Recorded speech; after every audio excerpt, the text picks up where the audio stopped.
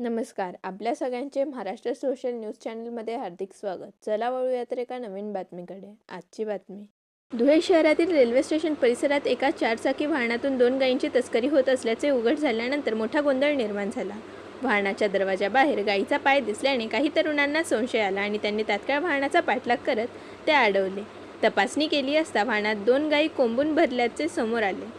या घटनेनंतर परिसरात नागरिकांची मोठी गर्दी झाली आणि संतप्त जमावाने दोघा तस्करांना मारहाण करत वाहनाची मोठ्या प्रमाणात तोडफोड केली. दरम्यान भाजप आमदार अनुप अग्रवाल घटनास्थळी दाखल झाले आणि त्यांनी परिस्थिती नियंत्रणात आणण्यासाठी थेट हस्तक्षेप केला.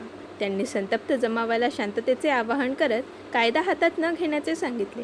त्यांच्या वेळीच झालेल्या हस्तक्षेपामुळे परिस्थिती अधिक बिघडण्यापासून वाचली आणि मोठा अनर्थ टळला.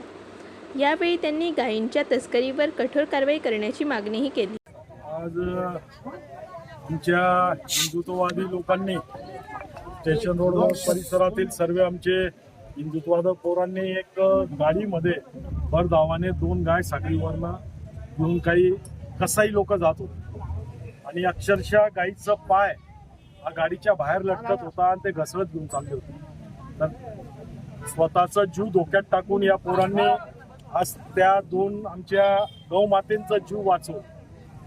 काही दिवसापूर्वीच मी आदरणीय SP साहेबांना पत्र दिलेलं आहे का धुळे शहरात मोठ्या प्रमाणावर अनधिकृत कत्तलखाने चालतात, हे ताबडतोब बंद झाले पाहिजे. परंतु मला वाटतं त्यांनाही काही याची पडलेली नाही आणि अशा परिस्थितीत जर पब्लिकने कायदा हातात घेतला तर याचे परिणाम वाईट होऊ शकतात.